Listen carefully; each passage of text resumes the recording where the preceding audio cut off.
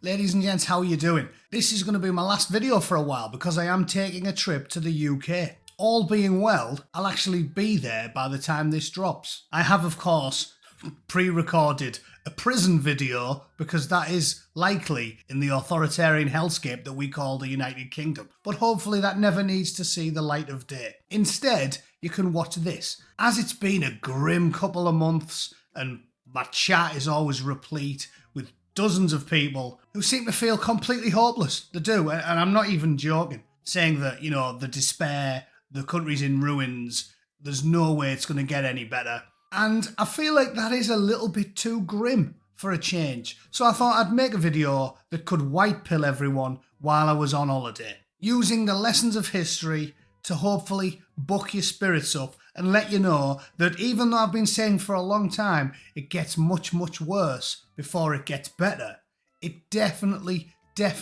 will get better. And I'm going to use the lessons of history to tell you how, alright? So stay tuned, and by the end of this video, you'll have a spring in your step, either due to the nice things I'm about to say, or because you threw the towel in and drank 9 cans of special brew after watching it.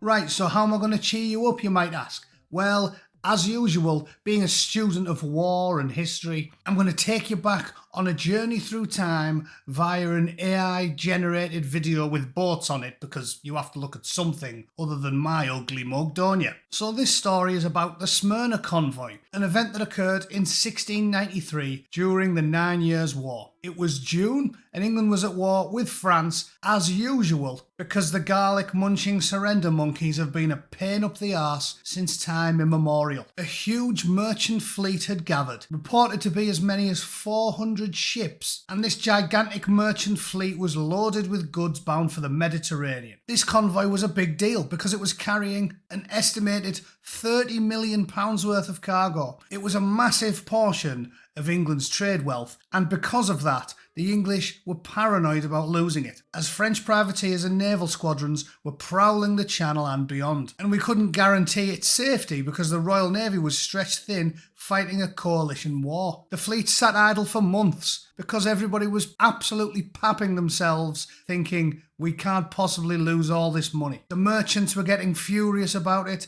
the delay was tanking trade, so finally in June, the Navy cobbled together a joint Anglo-Dutch escort of about 20 warships under Admiral Sir George Rooke to shepherd the convoy through the danger zone. They set sail down the Channel, aiming to get past the French threat near Ushant, a rocky island off Brittany, and here's where it all kicks off. Rooke's orders were to escort the convoy partway, then peel off to join another operation, as the Navy just couldn't spare any ships for the entire trip. On July 17, 1693, just as Rooke's warships turned back near Cape St Vincent, the French attacked the convoy. Estimates vary wildly. Some say as many as 90 ships were taken or sunk, and the French hauled off sugar and gold and bullion and spices and everything else that French sailors liked those days. It felt apocalyptic to London's merchants at the time, and it shook confidence in the Royal Navy, and it marked a low point for the entire nation. So why did I tell you that story? And why am I now sitting here with a picture of Middlesbrough's finest son, James Cook, in the background next to me? Well, I'll tell you why. Because those events I've just outlined to you, the plundering of the nation's wealth and the low point for the Royal Navy, surely had everybody saying, oh my God, all of our wealth has been stolen, the French have pinched it, they've robbed loads of our ships, we are done.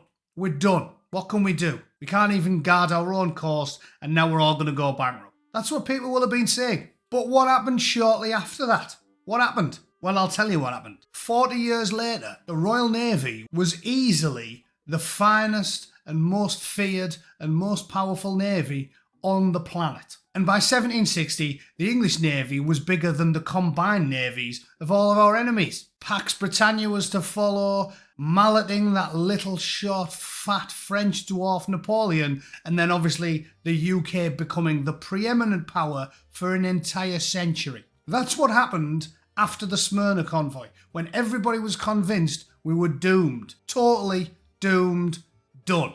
The point I'm getting at, if it isn't obvious, is that it's gonna get worse. It's gonna get worse. But eventually we will be scraping the bottom of the barrel, and then the tiger shall awaken. You can't even get angry at Joe Normie because he's been lied to and propagandized for decades by essentially military grade intelligence. We all know what Tobias Ellwood and his chums got up to during the pandemic. An evil Machiavellian globalist cabal has spent hundreds of billions of pounds and bent thousands of elites to its will in order to convince people to sign up for whatever this is that's currently going on, to support endless war, overt tyranny, mass unvetted fighting age male migration to all of the Western powers.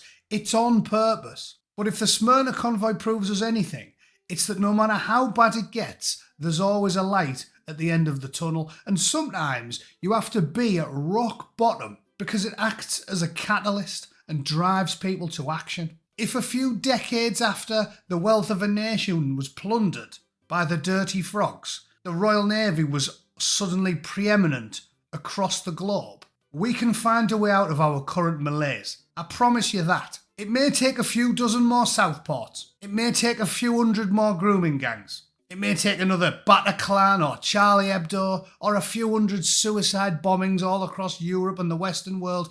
This is gonna happen. But eventually, when you are scraping the bottom of the barrel of piss, the bear will tire with getting poked. And if a bunch of illiterate peasants with no heavy machinery can build the pyramids, you best believe that tens of millions of stout-hearted Europeans, nay, hundreds of millions if you're talking about the entire continent, one day will rise out of this malaise, throw the authoritarian scum that lord it over us out of office, and then quickly start throwing other people out that have been pillaging and surprise sexing and running amok with reckless abandon for decades, and everything will get fixed very, very quickly. Just look at the UK. If the grooming gangs had served as a Boudicca moment for the British people, by next week, the public would support rounding up every single person with a criminal record or who had entered the nation illegally, sticking them on navy vessels and ditching them to all the points of the compass. That can and will happen one of these days, I guarantee it.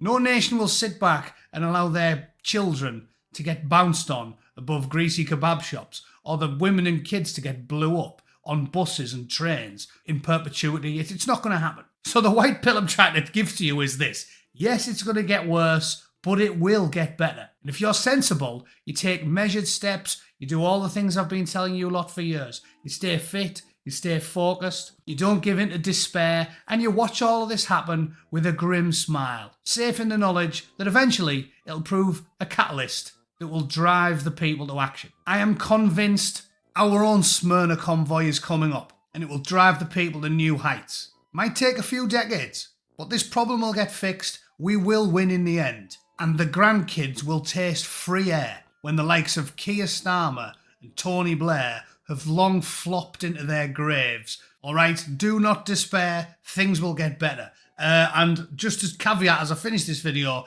it is possible that I'll be in prison next week, okay? Because jokes are a bit controversial these days, apparently. Of course they are. We're living in an authoritarian hellscape, but it will get better. I guarantee you that, okay? I'll leave you on those sunny words. I hope you enjoyed this historical pep talk. And with any luck, I might actually see some of yous in Wetherspoons near you. All right, thanks for tuning in. I'll see you all in a couple of weeks. Keep your upper lip stiff, and I'll see you soon. Thanks for watching. Thanks for all the support the last couple of years. And yeah, stay frosty, ladies and gentlemen. See you later. Toodle pip. Cheers.